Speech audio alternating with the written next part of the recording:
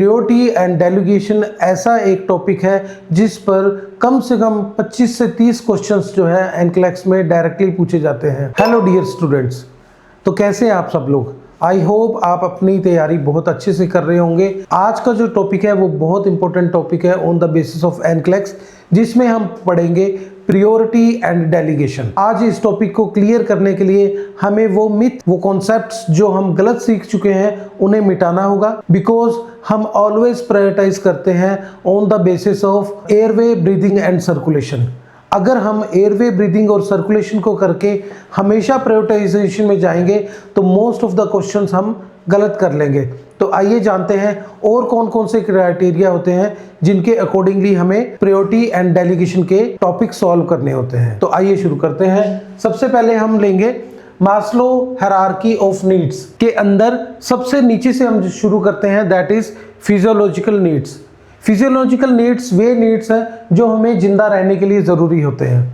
अगर मैं कहूँ कि खाना, पानी, सांस और सर्कुलेशन ये मेरे लिए जिंदा रहने के लिए सबसे ज़्यादा इंपॉर्टेंट है। अगर मेरी बेसिक नीड्स ही पूरी नहीं होंगी तो आई कांट सर्वाइव। तो airway, water, food, shelter, sleep, clothing and reproduction are the basic needs of a human being. हम जानेंगे कि इसके बेसिस पे हम क्वेश्चंस कैसे सॉल्व करते हैं। फर्स्ट एग्जांपल है हमारे पास, a patient is suffering from anorexia nervosa, so what is the priority for this patient. एक पेशेंट हमारे पास है जिसे एनोरेक्सिया नर्वोसा है, तो हमारे लिए इस पेशेंट की प्रायोरिटी क्या होगी? So the priority is to maintain the hydration and electrolyte balance, because जो हाइड्रेशन एंड इलेक्ट्रोलाइट बैलेंस है वो इस पेशेंट के लिए बहुत इंपॉर्टेंट है। Without electrolytes this patient can't be survive. ये पेशेंट जीवित नहीं रह पाएगा। जब हम इसके ब्लड रिपोर्ट्स चेक करेंगे, इलेक्ट्रोलाइट लेवल चेक करेंगे, उस समय पर हमें बहुत ज़्यादा चेंजेस देखने को मिलेंगे सोडियम लेवल्स के अंदर, पोटेशियम लेवल्स के अंदर। सो हमें सबसे पहले होता है इसके इलेक्ट्रोलाइट्स को सही करना और इसके हाइड्रेशन को मेंटेन करना, ना कि हम ये सोचेंगे कि पेशेंट जो है वो मेंटली क्या सोच रहा है। मेंटली वो सोचता है कि मैं अपने आप को और पतला करते जाऊं। वो हमारी नीड्स जो है वो सेकेंडरी रहेगी, प्राइमरी जो है ये गोल हमारा रहेगा। सेकंड एग्जांपल हम लेते हैं, if my patient is having a severe pain, we will manage this pain before we are going to a patient who is having psychological issue. यानी कि अगर हमारे पेशेंट को बहुत ज़्यादा सीवियर पेन है तो हम पेशेंट उसी को पहले देखेंगे। फॉर एग्जांपल, हमारे पास एक पहला पेशेंट है जिसे सीवियर पेन है और एक दूसरा पेशेंट है जिसको कोई साइकोलॉजिकल इशू है। हम उसे सेकेंडरी रखेंगे। फर्स्टली हम उसे देखेंगे जो कि पेन के कारण तड़प रहा है, जिसको 10 आउट ऑफ 10 पेन है या 10 आउट ऑफ 8 पेन है। सेकेंड हम किस बेसिस पे करते हैं, दैट इज ABC, जो हमेशा हम करते आए हैं on the basis of airway, breathing and circulation. हमें कैसे प्रायोरिटाइज करना है उसका फर्स्ट एग्जांपल है, a patient is suffering from acute asthma with inspiratory and expiratory wheezing with saturation of 91% on room air. दूसरा हमारे पास पेशेंट है, a patient is suffering from chest pain 9 out of 10। मैंने आगे लिखा ब्ला ब्ला ब्ला। इसका क्या मतलब है? हम सोच रहे हैं एक पेशेंट हमारे पास आया है जिसे एक्यूट अस्थमा है और उसके अंदर इंस्पायरेटरी और एक्सपायरेटरी व्हीजिंग साउंड सुनाई दे रही है, लेकिन सैचुरेशन अभी 91% है रूम एयर के ऊपर। दूसरा पेशेंट है, patient having chest pain 9 out of 10, और उसके बाद में हम खुद अपने तरफ से सिनेरियो बनाना शुरू कर देते हैं। यानी कि चेस्ट पेन है तो हो सकता है हार्ट अटैक हो। यहां पर हमें मेंशन नहीं है, हमें खुद से नहीं सोचना है। The information that is not provided is not compulsory कि उस पेशेंट के अंदर वही कंडीशन होगी। इस पेशेंट को हमें सेकेंडरी रखना है अनटिल अनलेस यहां पर हमें बताया गया हो कि that patient is suffering from myocardial infarction, ECG shows ST segment elevation और ट्रोप-T पॉजिटिव, जो यहाँ पे सिनेरियो दिया गया है। यहाँ पर एग्जामिनर ने डायरेक्टली बोला है कि इंस्पायरेटरी एंड एक्सपायरेटरी व्हीजिंग साउंड है और सैचुरेशन जो है 91% है, दैट इज ड्रॉपिंग, और वो कंटिन्यू ड्रॉप हो रहा है। तो प्राइमरी हमारे पास यही पेशेंट रहेगा। दूसरा हम पेशेंट देखते हैं, पेशेंट विद ब्रीदिंग डिफिकल्टी। एक पेशेंट है हमारे पास जिसे ब्रीदिंग डिफिकल्टी है, और दूसरा a patient with anaphylaxis having inspiratory stridor sound. यानी कि स्टीडोर साउंड इज लाइक इस तरीके की जो साउंड है वो स्टीडोर साउंड होती है। एक पेशेंट है जिसे ब्रीदिंग डिफिकल्टी है और दूसरा पेशेंट जो है जिसे स्टीरियो साउंड है। तो इसमें से हम पहले किसे सेलेक्ट करेंगे? The patient who having a stereo sound. ठीक है जी, क्योंकि स्टीरियो साउंड वो एक लास्ट कंडीशन होती है जब जाकर हमारा एयरवे क्लोज होने वाला होता है। We have very less time to secure the airway. ठीक है जी, तो इस केसेस के अंदर हम इसे सेलेक्ट करेंगे। अब मैं इस बीच की लाइन को हटा देता हूं। अब हम इसे कर देते हैं एक कंप्लीट क्वेश्चन। यहां पर ऑप्शन नंबर 3 है, यहां पर है ऑप्शन नंबर 4। अब आप 2 मिनट के लिए वीडियो को पॉज कीजिए और खुद सोचिए, अब हमारे पास 4 पेशेंट्स हैं, तो हमें कौन सा पेशेंट जो है सेलेक्ट करना चाहिए। आप पॉज कीजिए। ठीक है, आपने एक सही आंसर सेलेक्ट करने की कोशिश भी की होगी। यहां पर हमारे पास 2 पेशेंट जो है वो सीवियर रेस्पिरेटरी प्रॉब्लम के साथ में है, एक पेशेंट माइल्ड रेस्पिरेटरी के साथ में है और लास्ट पेशेंट हमारे पास चेस्ट पेन के साथ में है। तो यहां पर जो सीक्वेंस है, इंस्पायरेटरी एंड एक्सपायरेटरी व्हीजिंग साउंड एक सिनेरियो, दूसरा सिनेरियो चेस्ट पेन का है, तीसरा सिनेरियो हमारे पास ब्रीदिंग डिफिकल्टी का है और चौथा एनाफ्लेक्सिस के साथ इंस्पायरेटरी स्टीरियो साउंड। इंस्पायरेटरी और एक्सपायरेटरी व्हीजिंग के बाद का जो साउंड होता है वो ये साउंड होता है। यानी कि इस कंडीशन से इस कंडीशन में आने के लिए पेशेंट को 2 से 3 घंटे का समय लगता है, लेकिन इस कंडीशन से डेथ होने के बीच में सिर्फ हमारे पास 5 से 7-10 मिनट का समय होता है। अगर इस 5-7 मिनट या 2-4 मिनट के अंदर हम पेशेंट का एयरवे सिक्योर कर पाते हैं तो ही पेशेंट को हम सर्वाइव कर सकते हैं। तो जो इसमें सही ऑप्शन होगा that is patient with anaphylaxis having inspiratory stridor sound. I hope आपको ये सिनेरियो समझ में आ गया होगा। हमारा नेक्स्ट सिनेरियो रहेगा acute versus chronic. On the basis of acute and chronic, acute always comes first, यानी कि एक्यूट केसेस को हमेशा हम पहले देखते हैं बिकॉज एक्यूट केसेस की सीवियरिटी, द डिसीज प्रोग्रेशन और सिम्टम्स काफ़ी ज़्यादा सीवियर होते हैं as compare to chronic conditions. हमारे पास यहाँ सिनेरियो है, the patient is suffering from COPD and having breathing difficulty, SpO2 is 95%। यानी पेशेंट के अंदर जो है वो COPD है और पेशेंट की ब्रीदिंग डिफिकल्टी है, लेकिन उसका सैचुरेशन जो है यहाँ पे मेंटेन्ड है। दूसरी कंडीशन जो है यहाँ पर हमें बताया कि patient having asthma and having inhaler 3 times. एक पेशेंट है जिसे अस्थमा है और उसने 3 बार इनहेलर ले लिया है and feeling dizziness and breathing difficulty. उसके बावजूद भी उसे ब्रीदिंग डिफिकल्टी और डिजीनेस महसूस हो रही है। ऑल्दो हमारे पास यहाँ पर कोई भी ऑक्सीजन सैचुरेशन नहीं है, लेकिन on the basis of inhaler 3 times, feeling dizziness is always secondary to the breathing difficulty. जब ब्रीदिंग डिफिकल्टी लंबे समय से होगी और उसके अंदर कार्बन डाइऑक्साइड का लेवल काफ़ी ज़्यादा हाई हो गया होगा, उसके बाद में पेशेंट जो है डिजीनेस महसूस करेगा। नेक्स्ट सिनेरियो हम देखेंगे on the basis of expected versus unexpected. Expected cases वो होते हैं जो हमें ऑलरेडी पता होता है कि अकॉर्डिंग टू डायग्नोसिस क्या expected sign and symptoms patient के अंदर आएंगे। हम हमेशा अनएक्सपेक्टेड केसेस को यहाँ पर चूज करते हैं on the basis of priority. Like the patient is having congestive heart failure +1 pitting edema with slight jugular vein distension. दूसरा पेशेंट है हमारे पास the patient with appendicitis reporting no pain and asking for discharge. तो पहला patient हमारे पास था patient with congestive heart failure, एक पेशेंट जिसका कंजेस्टिव हार्ट फेलियर है। Congestive heart failure it means patient का इरेक्शन फ्रैक्शन डाउन है, +1 पिटिंग एडिमा। बिल्कुल कंजेस्टिव हार्ट फेलियर के केसेस में पेशेंट के पैरों के ऊपर जो है वो एडिमा होता है और स्लाइट जुगुलर वेन डिस्टेंशन होता है, that we already know. But the patient with appendicitis, हमें ये पता है कि कि पेशेंट जो अपेंडिसाइटिस के लिए हमारे पास एडमिट हुआ है, डेफिनेटली उसके अंदर सीवियर पेन होता है। बट यहाँ पर पेशेंट क्या कह रहा है, आई हैव नो पेन, मुझे कोई पेन नहीं हो रहा, and now he is asking for discharge. यहाँ ये है अनएक्सपेक्टेड है कि वो पेशेंट डिस्चार्ज के लिए पूछ रहा है। The reason behind it, the perforation of appendix. यहाँ पर क्या हुआ है, पेशेंट का अपेंडिक्स परफोरेट हो गया है और जितना प्रेशर था वो रिलीज हो चुका है, इसलिए यहाँ पर अपेंडिसाइटिस के पेशेंट को बिल्कुल भी दर्द नहीं हो रहा है। We have to conduct emergency OT and we have to do the appendectomy in the such cases, otherwise ये केस आगे जाकर पेरिटोनाइटिस तक जा सकता है, जिसके अंदर पेशेंट की जान भी जा सकती है। तो on the basis of expected and unexpected, आगे हम बात करते हैं लीस्ट इन्वेसिव और more invasive.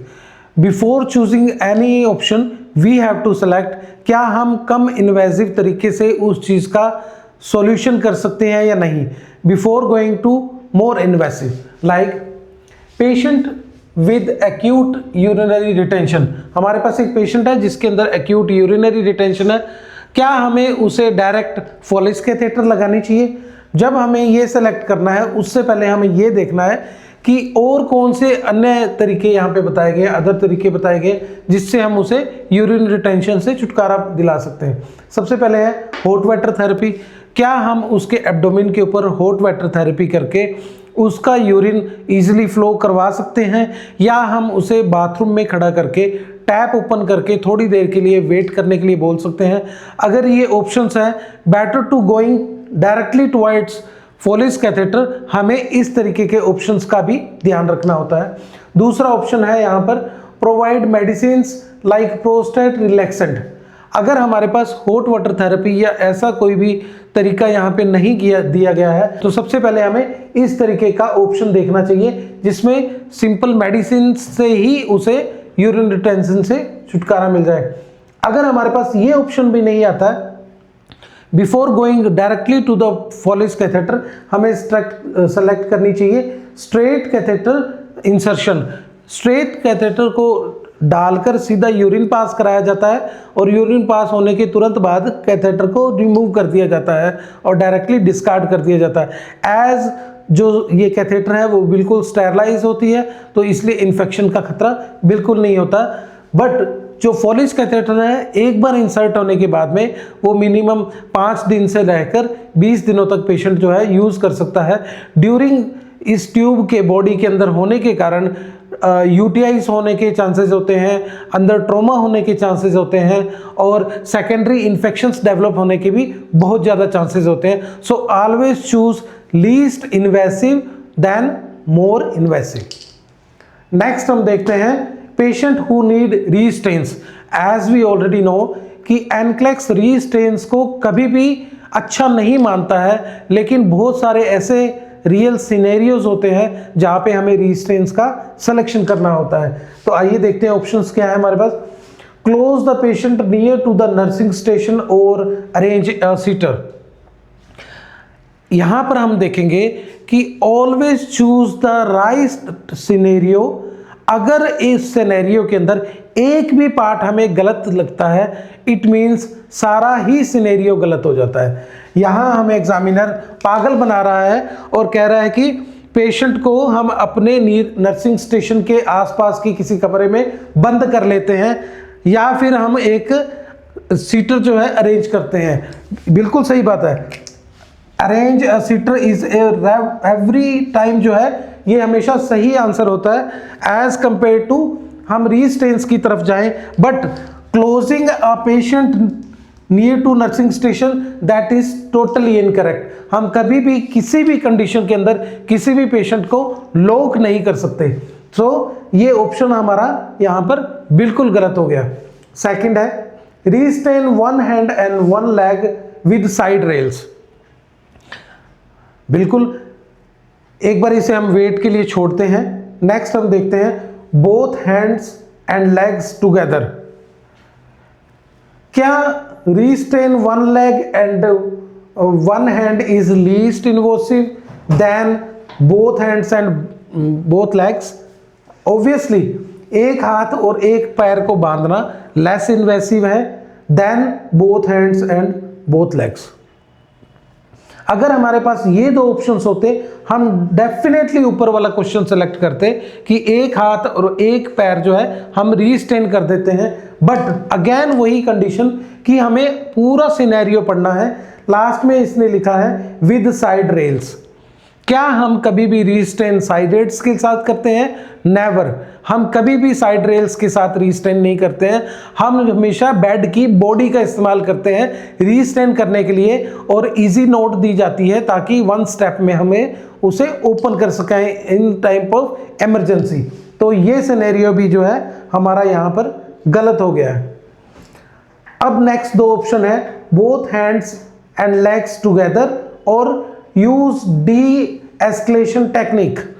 D escalation technique क्या होती है? जिसमें हम पेशेंट को समझाते हैं कि जो हम यहाँ पे ट्रीटमेंट कर रहे हैं आपके फ़ायदे के लिए कर रहे हैं और आप हमें इसमें सपोर्ट कीजिए, और इस सपोर्ट के लिए हम पेशेंट को राज़ी करने की कोशिश करते हैं। साथ ही साथ हम पेशेंट को समझाते हैं और उसकी सारी बातें सुनते हैं ताकि वो अपने कंसर्न्स क्लियर कर सके, और हम उसे समझाकर बुझाकर कोशिश करते हैं कि हमें रीस्टेन्स की यूज़ ना करनी पड़े। तो before choosing both legs and both hands together we use this technique, और ये जो आंसर है वो हमेशा राइट माना जाएगा as both hands and both legs together.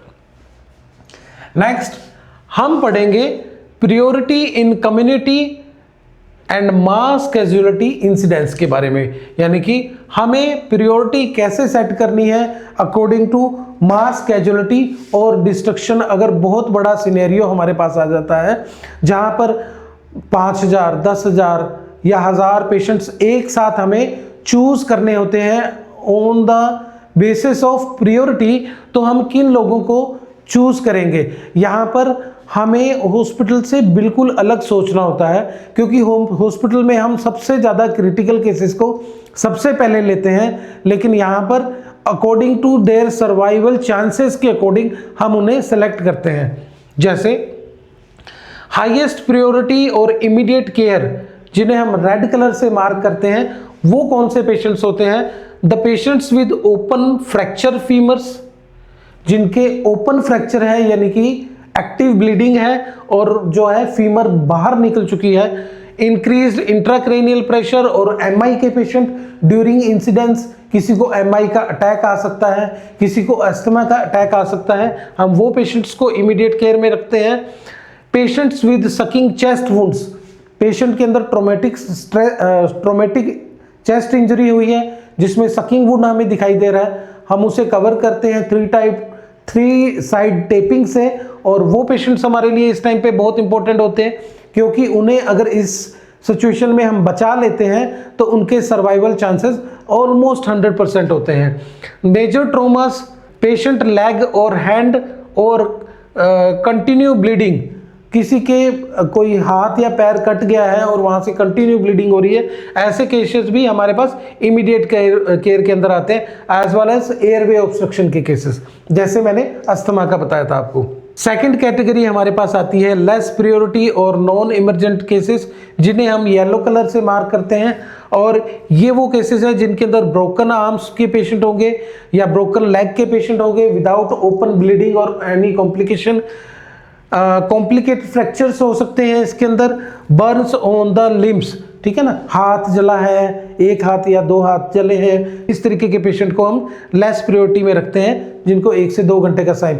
अगर इसी में हमारे पास चेस्ट बर्न का पेशेंट आ जाए या नेक बर्न का या फेस बर्न का पेशेंट आए तो हम उसे हाईएस्ट प्रायोरिटी में लेके जाते हैं, because during chest burn, neck burn और फेशियल बर्न, इसमें कुछ समय के बाद एयरवे ऑब्स्ट्रक्शन होने का खतरा हो जाता है, तो हम इसे हाईएस्ट प्रायोरिटी में ले जाएंगे। अगर एक हाथ जला है, एंटीरियर एस्पेक्ट और पोस्टीरियर एस्पेक्ट, ऐसे पेशेंट को हम लेस प्रायोरिटी में लेके जाते हैं। ऑल्दो ये पेशेंट्स की केयर भी हमारे पास बहुत ज़रूरी है, लेकिन इस समय हमारे पास मास कैजुअलिटी के अंदर द नंबर ऑफ पेशेंट्स जो एडमिट होने जा रहे हैं उनकी संख्या हजारों में है, तो इस सिनेरियो के अंदर हम इस तरीके की प्रायोरिटी सेट करते हैं।